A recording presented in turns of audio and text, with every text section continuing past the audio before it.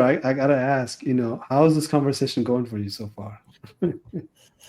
Oh my goodness, it's making me think two things. Number one, we need more parents like Miss May and Mr. Robinson. It is also making me think about how there are not enough what's the word? So in my experience, I've actually been in environments where it was mandatory that we talked about these things weekly. It makes me think like, okay, the school that your child like, is it mandatory that we talk about that we train kids on, AI tools, or that we train kids on cyber, like, are we doing these, or are other educators out there doing mini lessons? Because I'm in a particularly different space this year where I'm actually at an alternative school where the students, they see so much, like you mentioned, like they see things that they shouldn't be seeing, and that, it makes us blush. So it made me think like, wow, there's a whole list of things that they've shared with me this year, and I'm like, I can't even repeat. I can't even like, I can have the same conversation, but some things I have to report because it's just so deep. And then I also think about like, wow, what's happening at home with parents? Like, the conversation is not happening, because if it were happening, the conversations would not surface in the classroom. And those are the two things that I'm thinking. Like, I love parents that are emailing me and communicating with me on a regular basis, and I love to hear that, hey, my home after school is the house where they can go and say, hey, so and so's mom is going to allow me to have that conversation. Because we still do live in a society where you do have rigid parents, like, oh, we don't discuss these things at home. And then you can tell the students where a little more liberal, a little more open. And so they actually help me lead those discussions. So it just made me think about you guys as parents, and as, educators, obviously, but as parents too, like, just age, and it's just so much. What do Well, we do? Masako, just to hit on Tristar's point on who's learning, right? Look, I think kids are going to learn what adults teaches, and adults are going to teach what they learn, right? It's so same fundamentals all over again, right? If you have the fundamentals and you understand knowledge, you're going to understand how to teach those knowledge. Not necessarily knowledge is the key point here, right? So that's what Masako is, So tirelessly working towards is to do data literacy for the adults, data literacy for somebody who's a responsible custodian of a child who's going to grow in their supervision, right? Because if you think about it, we trained a lot of our senior leaders to engage with the junior leaders, right? Junior leaders thinking that, hey, these guys are going to replace us one day. So when you have to teach, you really have to give them the terminologies, give them the skill sets that Bobby Ray is talking about, right? The fact that you cannot overreact, because it suppresses a lot of the information that's supposed to come from, say, grassroots level, right? That information that's supposed to reach somewhere where the decisions has to be made. A lot of the information doesn't reach to that decision making level, right? And decisions are never made. So it applies for the kids. It applies for organization. It applies to the military, right?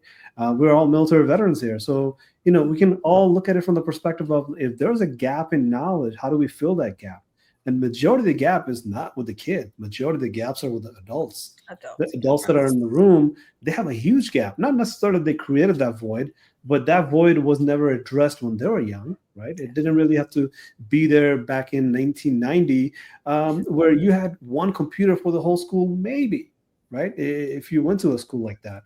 And then, of course, it became household, and it became in your pockets, and now from the pockets to every corner of the street lamps, every street you walk on, there's the internet everywhere, right?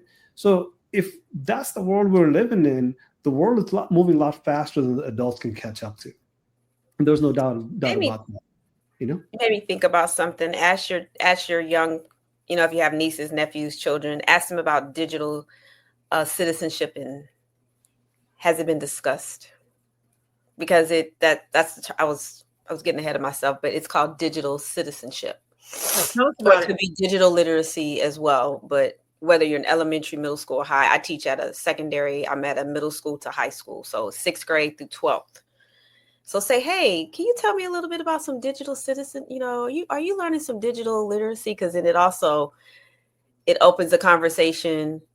Are the teachers that they're spending a lot of time with having these conversations? And hey, can you tell me about the lesson for last week or last month? It could just be one a month, depending on where the student is going or attending, But it is now a part of the lesson plans. It is now where each teacher has to own a lesson for the month or for the week or whatever.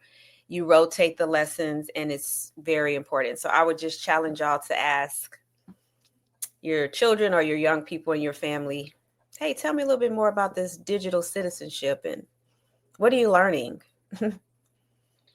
Well, I will ask the same question to parents that come to our events on Fridays. What'd you learn last Friday? Because it's an adult learning for 2 hours. We made it so easy for professionals because we said at least you can take hour, 2 hour, 90 minutes. If you can take 120 minutes, that's great. But 90 minutes, 45 minutes, whatever you can, spend it with me and Masako and just learn these few things. Because sometimes you don't want to ask Asif, but if Asif can show you that capability of ChatGPT and you can ask ChatGPT about it, ChatGPT is going to teach you far more line items than Asif can teach you. Because Asif can only go over 3 things at once. ChatGPT can go down 15 different things all at once in one list, right? I think that's important because a lot of the parents think of ChatGPT as like, oh, I just use it for my professional purposes or just questions that comes up that I should be asking Google about. Well, now you can actually create a plan with ChatGPT, say, like you just said, let me teach my son or daughter, my niece and nephews, my community members who are of a certain age about this topic on this day. How can Asif and Masako help you with that, right? Because if you do, then you sit down and teach somebody else, kind of like a train the trainer situation, right? But that's why we're having this conversation, is to bring the adults in the room to say there's professional AI, but AI is not a professional problem; it's a societal problem. Because AI is messing with something that we inherently are vulnerable to, which is not cybersecurity, but knowledge, right? Knowledge is a big vulnerability for us because, like, you can imagine misinformation and information goes in the same bucket. As long as you like misinformation, you will call it information. I call it misinformation because I think information otherwise, right? So, I think this is a great opportunity for adults to get involved, and of course, we're available every Friday covering this topic. So, yeah, I think it's really important for parents to understand that as you navigate this space, you're gonna as your young people learn, you're gonna be learning too in some instances, and if it's something that's shocking to you, you cannot process right there in front of them, right? Who says it has to be a fire and forget? A topic comes up and is really much deeper and has a lot of different implications. Okay, you can revisit it the next time y'all interact after you've had time to go and to better understand it yourself, to then further the conversation. It shouldn't be staccato in nature. It should flow. Right? And the pieces should connect and then double back and loop around.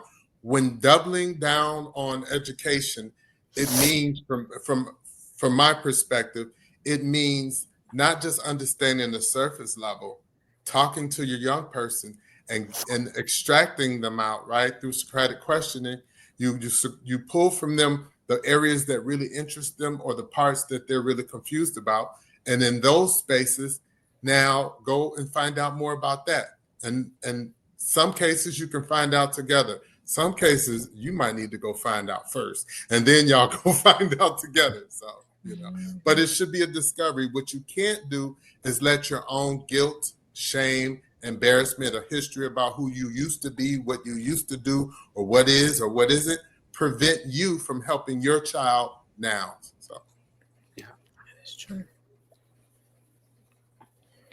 Masako, I thought I heard you were about to say something, but I just got my basket of golden nuggets. All y'all giving me golden nuggets. I'm like, well,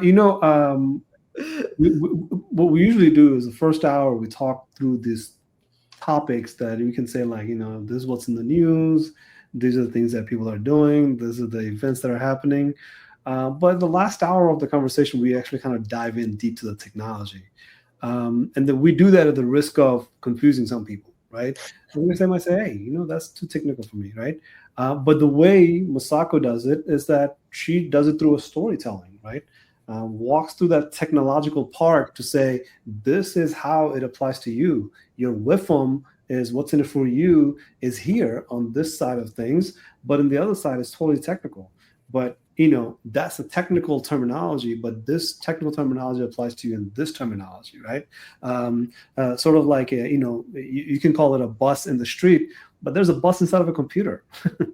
If you don't know, now you know, right? And we just kind of want to have you practice that the world that we're moving into technologically, what happens is that the kids are far more technologically adept than adult is. Like, I was technologically far more adept than my parents were.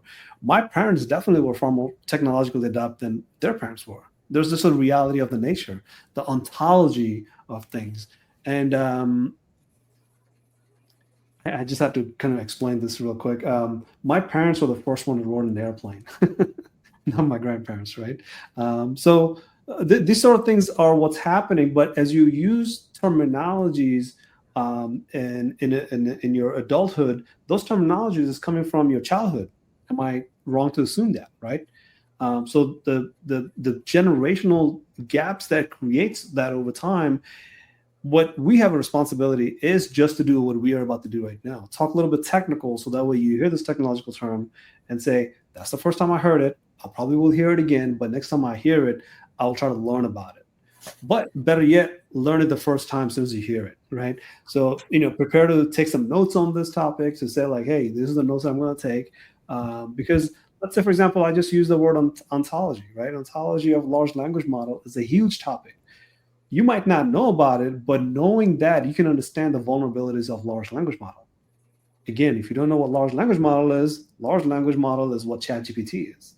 ChatGPT just happened to be the name of the brand. Large language model is the technology.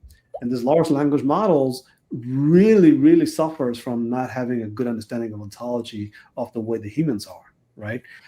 So we really have to understand vulnerabilities of things, where technology has limitation, and how can we manage the expectation of these technologies, right? The key word here is that listen to it, hear it, and if you hear it, take notes on it and study it.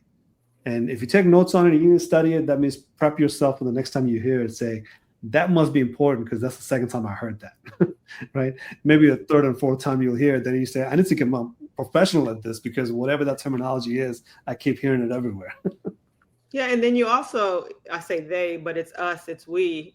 Just like children need age-appropriate guidance, not fear-based restrictions, we too, like, we have to serve the child that's within ourselves. So how are we showing up in those instances where we don't know what we're hearing? Yeah. Instead of being fearful of it, being curious about it and say, oh, well, what is that? This is the first time I'm hearing this. Could you explain more of this to me, please? And so showing up with that type of curiosity, because if our children see us reacting to something where we're fearful and we're not interested in moving forward and becoming more aware of what's next, then how are they going to react? They're looking to us to see, how they will react. Yeah. So Bobby, I kind of had the discussion with Masako, like, there's so many ways to explain what's happening in the world around us. But for the kids, this is about cybersecurity. So last time we had this discussion, we talked about, if you have a device that leaves your house that operates within your Wi-Fi, all of a sudden it goes to the school Wi-Fi, and the school just happened to get attacked, an attack that led into the devices that your kids take to school. Now that device is compromised, now it comes to your Wi-Fi, now it does all sorts of malicious activities. Just one example of what could go wrong, right? But that's cybersecurity, that's device protection, that's device security, psychological safety, right? That piece about what happens when the kids are using AI and they have a psychological implications with those artificial intelligence use cases. I have few case studies, but let's lead that conversation off because I think there's a lot to unpack here, and I want to take a lead on that. Yeah, awesome. Well, I think that when you're talking about, like you mentioned, when you're talking about the technology in the home and that it goes other places, you have to have segregation of technologies. So, for example, if you're paying a light bill or accessing your bank, it should not be on the same phone that your young person uses or anyone else other than a bill payer uses out there, right?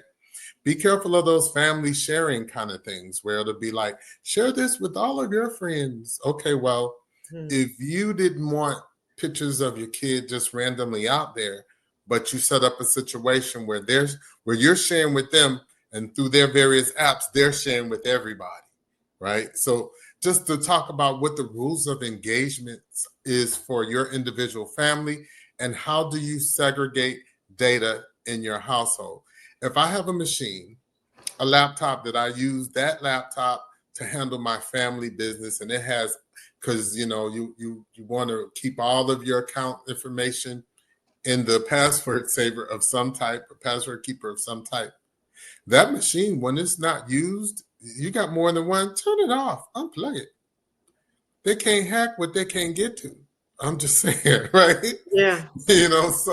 So just think about what information is where, who in your family you're sharing stuff with, because everybody they're sharing with, it's kind of like the same thing with humans. Be careful who you connect with physically because you're with everyone that they physically connected.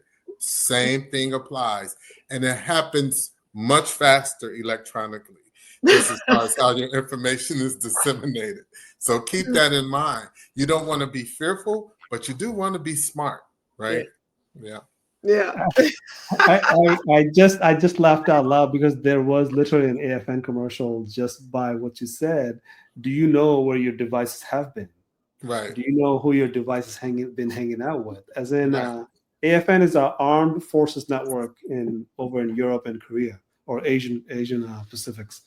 So AFN had a commercial where they was telling the soldiers, like, is your device protected? Do you know who your device has been hanging out with, right? So greatly put, Bobby, because I think that leads that whole conversation into now you have to understand that data has gravity.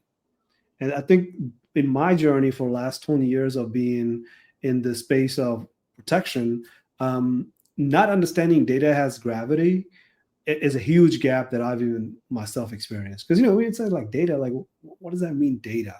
Like a bunch of dots on a paper, Excel sheet. What does that mean, data? So you don't really have to go down the rabbit hole, but you can just figure out multiple layers of data, and all of a sudden you see like, okay, there's only a few types of data out there. If I can just think of that, now I can think of data has gravity. And the reason you have to understand data has gravity is because data is just like a piece of paper, but you don't think of a piece of paper for data, correct? And you don't think your laptop as the one that's carrying a bunch of pieces of paper. Data literally has gravity. If you think about it that way, what that means is that wherever that data sits and lands on or rests on, that data could be accessed by somebody who wants to get that piece of paper off of your hand, right? If that data has to travel from here, from Texas to Ohio, that means that data actually has to travel just like you as a person will have to take a piece of paper and travel to Ohio to drop it off in Ohio. Well, the reason I create that imagination of how data is physical, how data has a gravity, it means that now you have to start thinking of data differently. So what Bobby just said, where do you put that data, right? Do you put it on the stove or do you put it on the closet? Do you put that on the closet or do you want to lock it up somewhere, right? There's a different sets of data that you have to look at. And if it's physical data, that means you can segregate and separate it, right? One is password protected, one isn't. One is for the kids to play with, one isn't for the kids to touch, right? I think not everybody thinks about this, because I'm thinking about all of the spy movies that I've seen where they, they chewed the paper, right? Because that's data. That was information that could not get out. Right. Now data has gravity, right? It does fall whenever you drop it. That way. I mean, do they? Or do they not, with regard to, yes, you think about it, but you're not really intentional about it? Yeah. Well, yeah, that piece right there, as far as thinking about it, but being intentional. So, for example, as people don't realize, you're on your device, but hey, my job has Wi-Fi. I will connect to this Wi-Fi. Well, anything you do that's owned by the company is subject for the company to review. Just know that. Just know that. Mm-hmm. So most people, it won't affect you, but when it does, trust me, it does. As a person who pulls the data to say, this is what they did, and this is where they went, this is what they said, and this is what that email that they thought was in their personal account said. Yeah, in everything. Because they were on the company's internet. They were on the company's internet. You go to Starbucks, you're on Starbucks internet, and nobody even read that little warning thing that come up. And I promise you, their network agreement says something like, we're responsible for nothing and we can look at what we want to. Promise you. And not just them, anyone, right? That's kind of what it comes down to. So there's a reason why in cybersecurity, in the cybersecurity world, when we're listening to everything through various devices, it's called promiscuous role, right? Because we get everything. There's nothing. We can just get data from here, get data from there. So where are you using your devices? I wouldn't say be fearful, but be thoughtful. Certain things, can't that wait till you get to a more secure place or to a more secure network? I recently got, like many people, got caught up in the Coinbase hack from my cryptocurrency. And I knew right away when I was getting those notifications, someone's trying to get into your account. Someone's trying to get in your account. Well, I know it ain't me. This could be a scam email, which was another scam going on. It turned out Coinbase was hacked. So, but when it was saying, give me your key, I was like, not in this life. Right. As long as they don't have your key, you good. Right. If I can't get to it, you can't get to it. But I'm sure not going to help you. So I'm sorry. Go ahead. No, I was going to say something, because what you said about Starbucks is important. That when government tells you, which just happened recently, when government is telling you, like, if you have a government device and you log in anywhere but in the government Wi-Fi, we're going to know that you're logged into the government Wi-Fi. I mean, this is a reminder to everybody. There's a reason why government does this, right? So let me actually put this into the data gravity perspective. Now you got to imagine things again, that data is as physical as everything you deal in life, right? A piece of paper that you got to guard with your life, you have to protect your data the same way. You can't think of data like woohoo, some magic in the cloud kind of things, right? You don't just throw data in the air, all of a sudden it disappears. It doesn't. It actually comes back down and falls, right? So what Bobby said about these encryption piece, which is that, you go to wherever you're going and somebody says, this device is encrypted. This information is encrypted. Be mindful, because they're not responsible for you to understand how encryption works. They just have to tell you to get you to say something that you wouldn't want to say without it being encrypted. And I can go down the list of events that happened last month before that, years and years with encryption. But let's just start here, because there's something educational. We don't have to really talk about the bad understanding of encryption. So here's what happens with encryption. Just like data and gravity, you have to start imagining, where is it being encrypted? Mm-hmm. If it's not being encrypted in your device, it means that it's being encrypted once it leaves your device. If it leaves your device and is traveling to where it's supposed to be encrypted, that's a long way to get to the what? Ohio, right? Mm-hmm. You could get robbed in between. So let me emphasize that again with a little bit of latest technology. It's called PIE, P-I-E, pre-internet encryption. That means your device has that capability to encrypt that information before it hits the internet. pre-internet encryption. It's been encrypted before it hits that road, the highway of the internet, right? So if it's encrypted before it leaves your device or hits the internet, which internet is in your device, it's a little bit of gap, right? But now understand, when somebody says it's encrypted, they don't mean pi most of the time. That means it leaves your device, travels the internet, wide open for everybody to look at. Anybody that is that interested about, a thief's life, they will look it up, right? But it will end in Ohio, and then it will get encrypted to go back to wherever it goes. So you're sending it to New York for some reason. It goes to Ohio, gets encrypted there, then it moves to Ohio. New York, right? Texas, Ohio, New York. So where has it been encrypted matters. So how does that apply to parents and kids, right? Do we use VPNs? No. No. No. How do you lock your house up? How does that apply? How does that apply to parents and kids? VPN makes you feel good. How about that? So it's a hoax. It's like airport security. You're like, we do all this, and some lady just walks on the plane. I'm just saying, we do all this. Just get up in the wheel well. I'm just saying. So, no, not all VPNs are equal. Not all internet service providers are equal. So think about ISP. But not all parents are even thinking about VPNs either. No, so talk to me about internet service provider. You can go down that rabbit hole. But it's always important, like we talked about, you cannot protect yourself against everything. But you have to have a certain amount of control at minimum, which is that you can communicate with your kids, right? So when you're communicating with your kids, you kind of have to start thinking about how Bobby said it, right? Segment those information so that way it's not all at once, all in the same place, and it's not just taking turns and just being used, right? Whenever you're not using that data, put that data away, right? Lock it up somewhere else. So kind of going back to that encryption piece about internet, some of the devices will tell you that, hey, this is encrypted information. However, I guess a Telegram is a good one. Telegram, when you're using Telegram, everyone's like, oh, that's secret stuff. Like, nobody can read this. Well, no, it costs a lot of money to encrypt information for you. So the other asterisk mark next to that encrypted data means that you have to turn it on every time you want to encrypt it. If it wasn't turned on for this data to be specifically encrypted, it wasn't encrypted. It just flew by everybody else's house and everybody saw it coming, right? So those are kind of things that I think it's a little bit technical, but if you can grasp it, you can all of a sudden start having conversation around it, because you will see it on TV all the time.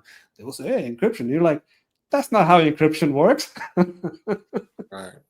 So it sounds to me like parents should not be on the same network as their children. The children should not do their homework or get on social media on the same computer and network that the parents utilize to pay bills. Yeah. Office works. Yeah. And I get it that sometimes, maybe the budget doesn't allow for separate devices. So if you have devices that don't use separate profiles, there are things you can do in the various devices. So if it's a mobile device in iOS or Android, you can put a passcode on specific apps. So for example, is you give someone, kids do this all the time. You give kids your phone and say, watch YouTube. You give a little toddler. Then the next thing you know, food is coming to the house, right? Or a truckload of something that you didn't need is coming to the house because a child is in there ordering because they saw you doing it. Why isn't there a separate passcode for that app? Because you can do it with most devices, right? Not the same PIN that you use to unlock the screen, but a whole different passcode. And I say passcode and not Face ID, because if your kids are smart, and they are, just wait for you to go to sleep and hold it up in front of your face and do what it happens. It happens all the time, right? Amazon is a thing. So what kids don't necessarily get, depends on the kid, the age of the child, is that those things that come cost, and that money comes out of your account. Why did you give them a phone access to your phone, or your phone is unsecure in your home, so that they can make magic with your bank account. You know what? You're right. You're right, Bobby Ray, because I'm thinking about things from Amazon when she's watching shows, our notifications that's come to my email where things have been purchased. And I'm like, yeah. It's like on the shows that they watch, it now shows up. Do you want to buy this? Like, it gives an option to purchase. Yes, exactly. And it's a question, of course they want to buy it, right? So, and then at that point, what I'll see is, parents then being upset with their child. But the negligence in this case was really yours. You gave them a loaded phone that can just do magic, and then expected them not to do magic. Yeah. It always baffles me. I don't get upset. I just feel like shame on me, because it's my fault. This is all learned behavior. Just like everybody tells me, everything you allow her to do now, this is learned behavior. So she may be doing it now. Wait till it gets later. Yes, and I mean, and sometimes it's something simple, but it has been pretty big things, right? Entertainment consoles. I've heard personally of people who big screen TV showed up at the house. And you know what I mean? Yeah. And then or the kids saying, well, okay, it goes on your credit card. You don't have to pay, because they don't have a job and they really don't necessarily understand money yet, right? Well, that's why those conversations, I'm glad that too, but that's why those conversations on financial literacy needs to be happening early on. That's why you need to get your children involved in your workspace early on, so it's not magic, it's not smoking glass and mirrors, but it's like, oh no, this is a process. So they have an understanding, just like us and the children on cybersecurity. They need to have an understanding on what things cost. For example, on my Android device, and I have both, on my Android device, I'll take different devices depend upon where I'm going, right? Because you're at a festival somewhere, you need to make sure that the stuff that has access to your money, that those apps are protected. And in some case, like in Samsung, some of that stuff I put into Samsung Knox, so that even to see the folder, you lose your phone, and it's a reason you're freaking out, because they literally, and in moments, right, they have access to everything. They can Zelle your money right away. So I'm just saying. Yeah. So I think we're getting into something very important for the parents, right? Because when we think about kids, you cannot protect your kids unless you can protect yourself. Yes. And you're not thinking about your kids' protection unless you think about your own protection. But I think what you guys are talking about gave me such just a joy and laughter, but at the same time, just like, man, that was some serious stuff.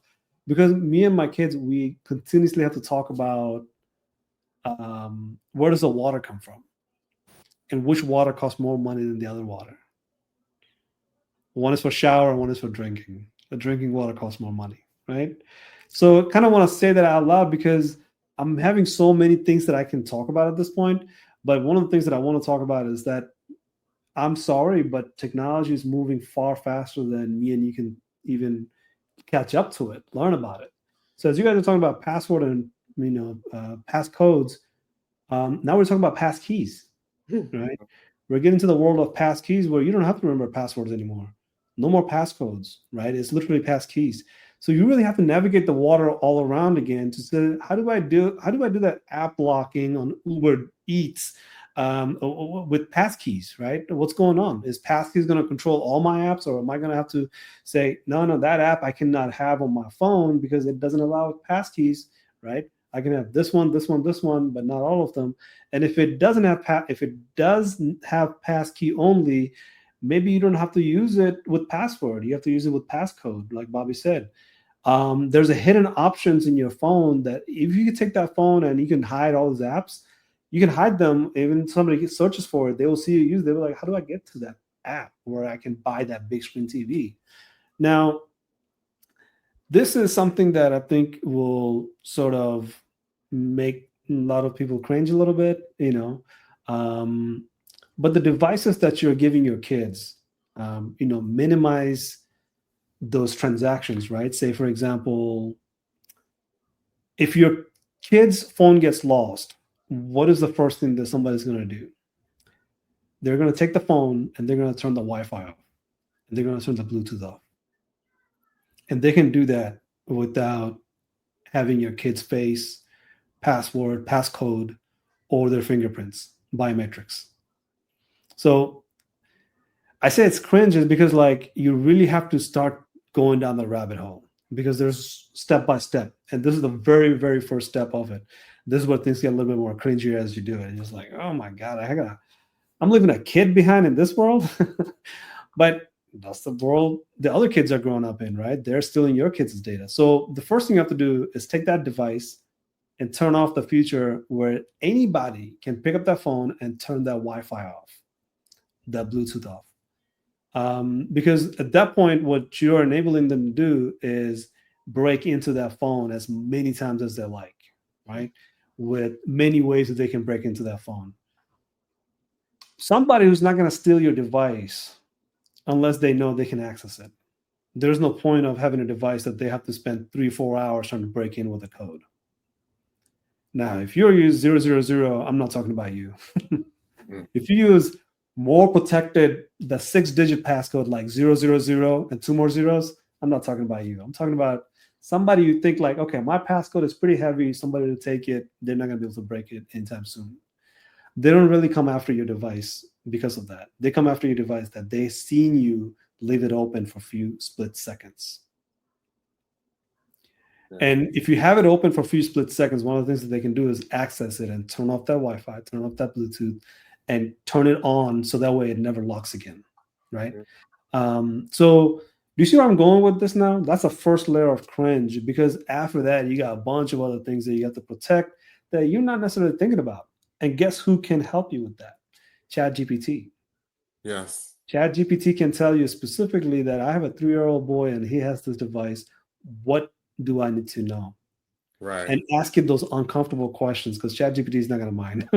Right. I'm going to cringe a little bit, because I do cringe, because I'm this is a very uncomfortable conversation to have. But the world that we live in, we really have to be uncomfortable with, because that's the next level of comfort. So this devices that has money inside of it, right? That wallet. How does somebody use that wallet without you holding that phone up to your face, or that biometrics? You have some protection there, right? You have some protection, because I'll tell you one of the things about biometrics is that your biometrics has its own chips. And that's something you might not need to know. But now that you know, you will say, oh, okay, so why does the bad guy wants my biometrics then? They don't. They just want to have access to that device so they can take all the other information. Right? What does that mean? They have your phone number. Your text will come through there. You have your email, and that email is where the bank sends the passcode to. Catch my drift here so far? Where I'm going with this? So you cannot have a duplicate of your phone in your kid's phone. That's right. Yes. Absolutely. Your phone has to be far different than their phone, and their phone has to be very, very different than yours. They cannot have your mail coming through at all. Right. No text going to their devices. No numbers that is associated with your kid's device should be associated with anything that you do as an adult, be it work or banking, whatever the case is. Because if they can take that device and send an email there, so that way they can log into the bank account because they know the email address that's already there. Now they're asking for, hey, send a number. By the way, it's called SIM jacking, which is notorious. It's really bad.